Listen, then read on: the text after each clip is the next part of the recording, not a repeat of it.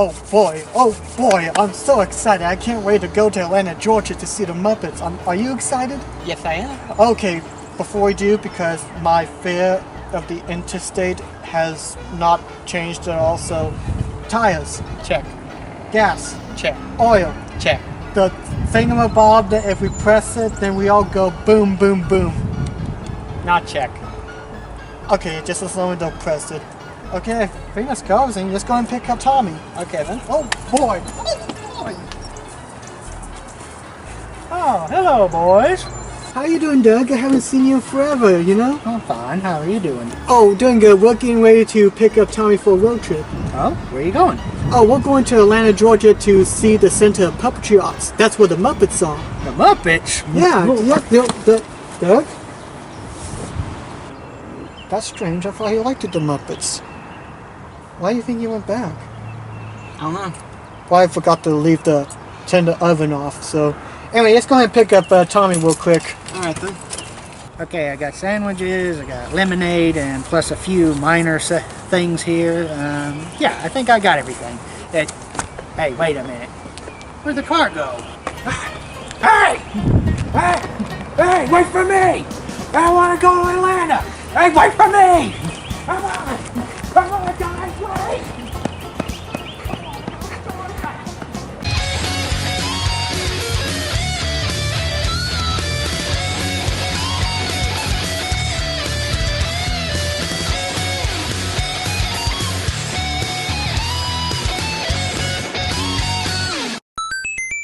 Hello and welcome everyone to the Dale Marr Show. And today's episode is a special episode as well. We'll talk about the Muppets finally. Talk about Jim Henson, talk about his wonderful creative work, all the talented people that's worked behind it. Finally doing a Dale Marr Show episode after 6 years of doing this. I will admit, I feel kind of odd just now doing an episode talking about Jim Henson. I mean, sure, I've done several references to Muppet characters. Heck, I've voiced as Crazy Harry in TTTES, one of my oldest shows I've worked on. But never have I ever done an exclusive Dale Marr Show episode talking about any Center Muppet production, talk about any favorite characters or anything. I've never really done an episode exclusively talking about the Muppets. On one hand, I'm ashamed of myself, but I don't beat myself up anymore. I stay far away from that. However, I do get distracted very easily because I want to talk about a lot of stuff that I'm currently invested in. If I get done talking about or beating a certain video game, I want to talk about that, or watching a movie, I want to talk about that, and I just get so distracted with so much stuff that, you know, I forgot that I want to talk about the Muppets, but yet I don't want to force myself to talk about it. However, after a recent trip that me and my friends did, I think now is the perfect time to finally get a chance to talk about my love for the Muppets. My love specifically for Jim Henson, the Jim Henson Company, all the people that's worked with any Muppet production and works, because they are all wonderful, talented people. And Jim Henson himself is an amazingly creative individual who gave us so many beloved characters, so many beloved memories. I know to some people it's beating a dead horse already, but I just can't address how wonderful and how much Jim has affected my life creatively and also kind of mentally as well. Last year, me and Chris had such a wonderful time at MTAC, and we don't get out of town that much, we really don't. So we were thinking, you know, after we got things situated, moving into our apartment, maybe we should go to some places. What places can we go to? And for the longest time, I don't really have an official bucket list, but one of the things that I would love to go to is just going to a Muppet exhibit. There are tons of different Muppet museums out there that have several different Jim Henson's retired Muppet characters, props, and sketches displayed all across the country and even around the world. But one in particular that I've really wanted to go to is the Center of Puppetry Arts down in Atlanta, Georgia. This museum opened up in 1978. Heck, the ribbon was even cut by Jim Henson and Kermit the Frog back when it first opened. And over the years, the Jim Henson legacy has donated tons of retired Muppets, props, and so much archive material over to the museum over the years. Heck, they donated over 500 to 700 retired props over to the exhibit. And I don't really blame them at all to donate so much to this museum, as it's one of the largest, one of the most largest puppet exhibits or puppet organization dedicated to the art of puppetry in the United States. They have so much props and retired puppets from around the country, around the globe. And over the years, as I've done research on different Muppet exhibits, I always keep looking back at the Center of Puppetry Arts, as they have so much involvement, seeing behind the scenes videos of many of the puppet people trying to, restore these props and puppets, restoring them to glory for display purposes. You could tell they love puppetry, and I've always wanted to go to this exhibit. It was me and Black Cross, and I joined along two of my good friends, Nerd Thomas and Doug Wyatt. You guys probably know who Nerd Thomas is. He's one of my bestest friends since high school. But for Doug, he doesn't appear a whole lot in my videos. You may have seen him in my Mario Party 2 Revenge playthrough on Del Mar Pals, and hopefully soon to be released, he's the voice of Dodge in Thomas Comedies and the Magic Railroad. I wanted to get them together because, well, for one, I don't see Tommy a whole lot, so I want him to join. And for Doug, he's as big of a Muppet fanatic as I am, and I figured, why not have him come along? I think it'll be a lovely treat. Although I will admit, our trip to Georgia was kind of odd. We spent more time driving than actually staying in the museum. We drove from where we're at in Tennessee. We drove about 4 hours to and fro, 4 hours to Atlanta and then 4 hours back to Tennessee. And then we probably spent like a good hour and a half in the museum. However, it's worth it, as the museum is a great museum. It's so wonderful. All the people that worked there, they were very nice, very kind. Ordering tickets online was very easy, didn't have no issues whatsoever.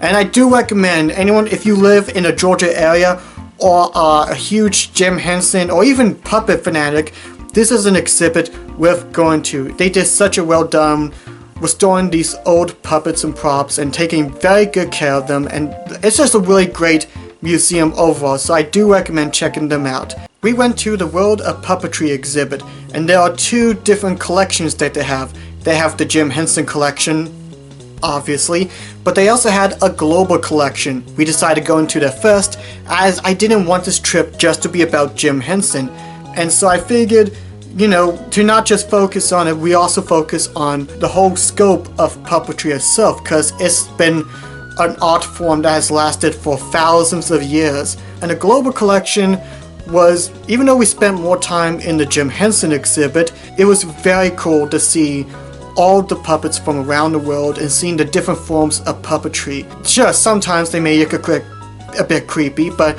they were so cool to see. There was so many different stuff in that global collection that really impressed me. One of them that I think was the best part of the global collection was the water puppetry from Vietnam that was originated in the Red River Delta.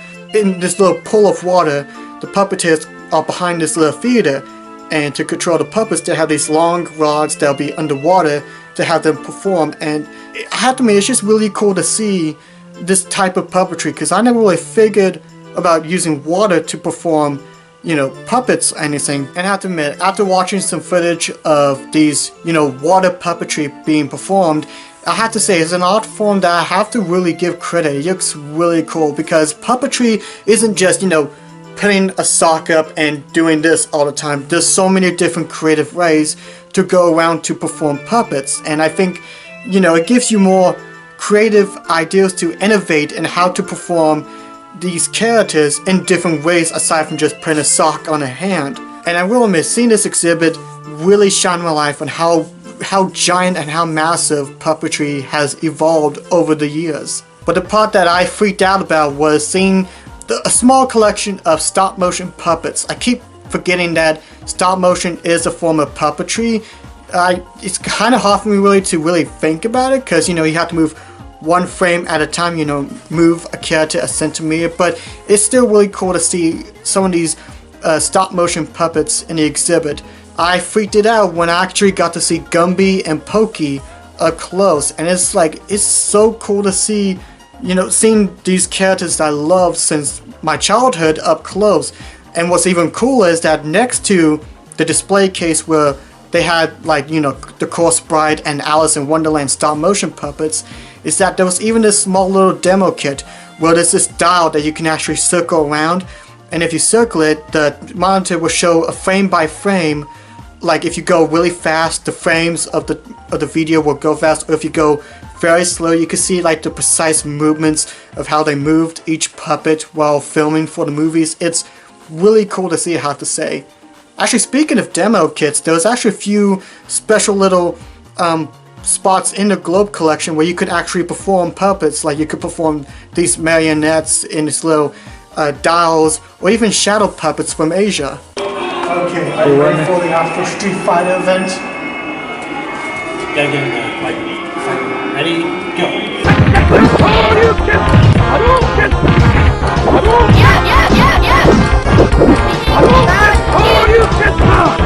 And again, we spent more time in the Jim Henson exhibit than we did in the Global collection.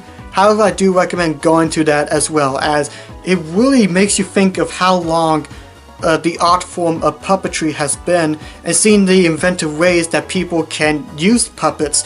But now it's time for the Jim Henson exhibit, and whew, where do I even begin with this? I knew the Jim Henson exhibit was gonna be fantastic, but walking in there and seeing, you know, the puppets up close was such a treat. You know, seeing these beloved characters like Wolf, Fozzie Bear, Miss Piggy, Bert and Ernie, and actually seeing the puppets up close in person, it was just incredible. I mean, yes, they're displayed, obviously, they're not gonna, you know, talk back to you. It was just really cool to see, like, the details of the puppets. In fact, to be fair, they were actually bigger than I originally thought they were. Like, I wasn't expecting to be, like, you know, very tiny, only hand size, you know, but just seeing how big that some of these puppets are and the amount of detail that you can actually see up close. You know how some people say if you look at a television prop on the screen, it'll be a little bit different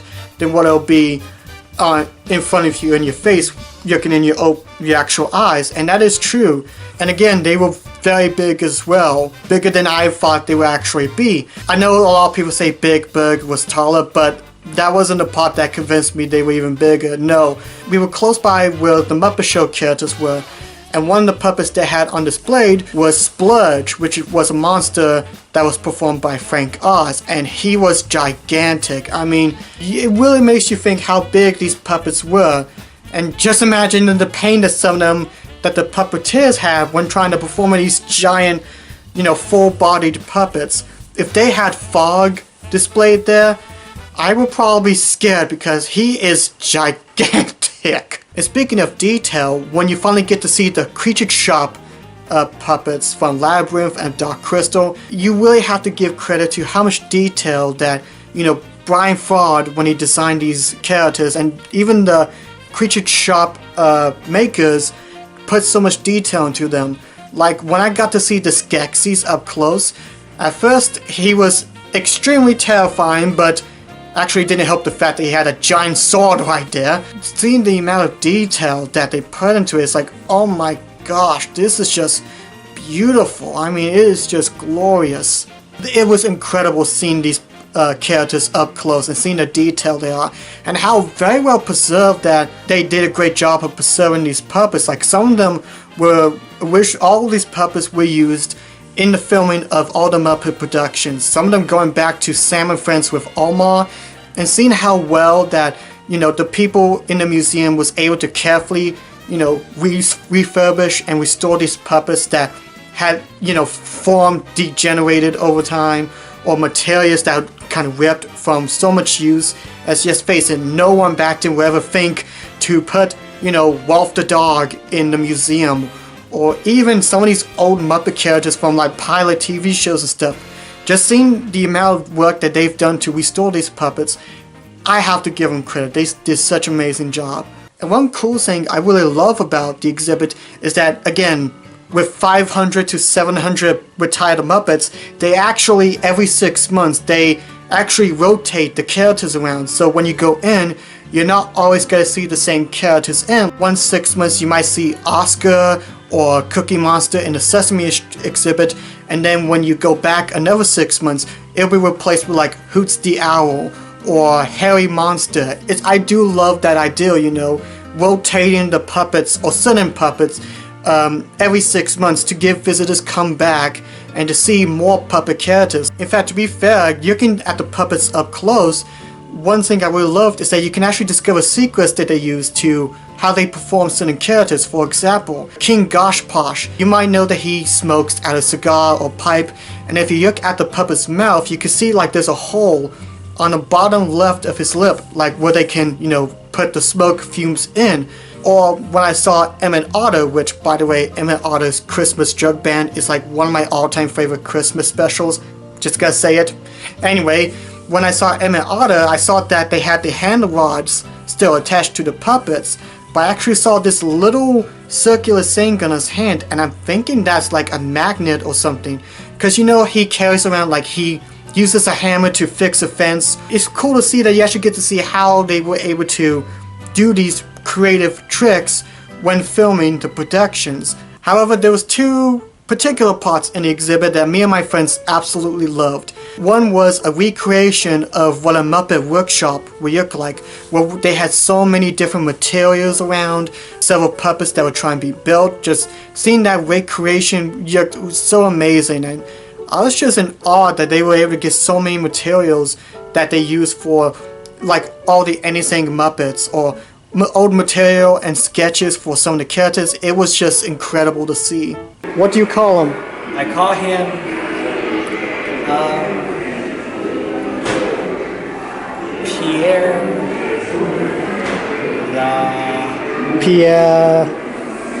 Pierre La Whiskas. Pierre La Whiskas. Okay, that's Pierre La Whiskas. He's Pierre La Whiskas. yes. But probably the best part of the whole exhibit that me and my friends spent the most time in was in the exhibit.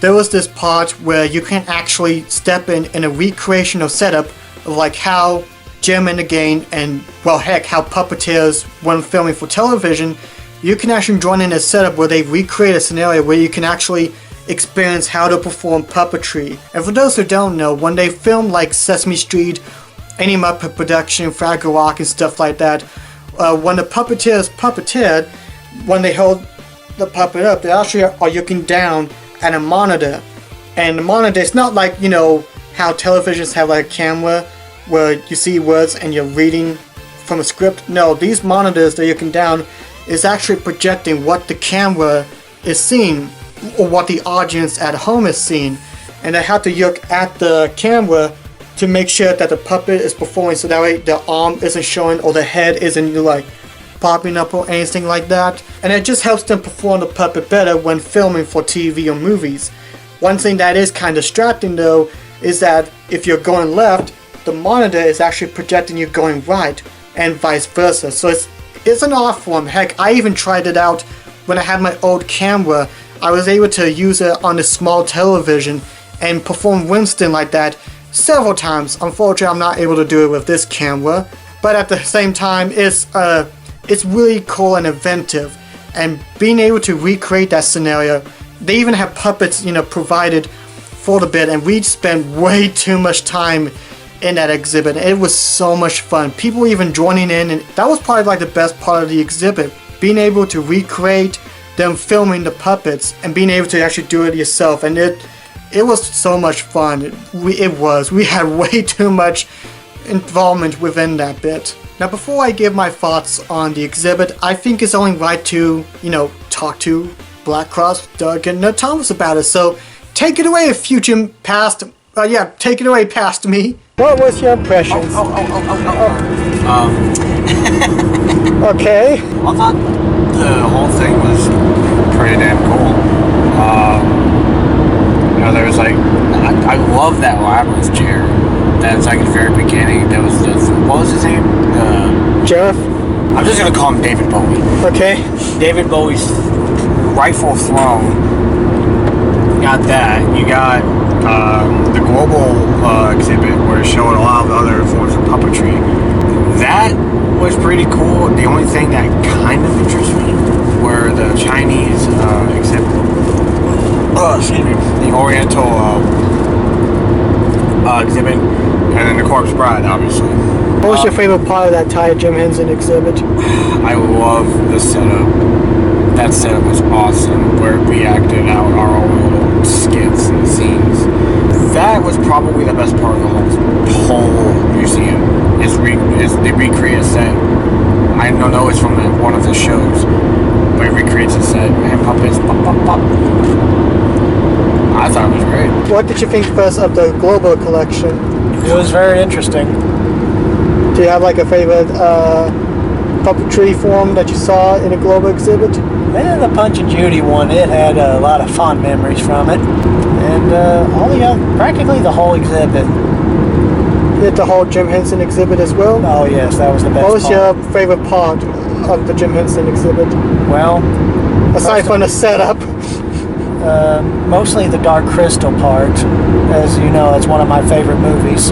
And of course the whole Muppet and the beginning of the Muppet exhibit. That was Because I grew up with the Muppets and I grew up with Jim Henson. I think all of us at one point grew up with the Muppets. yeah. So, Chris, do you have any thoughts? I know you can't turn your head because the traffic here is scary as heck. But That's alright. But do you have any notes you'd like to give? In terms of the global exhibit, it's just to see all the different ones from around the world and through the ages, just all the different kinds of stuff that they have done in terms of puppetry, because puppetry has been around for ages.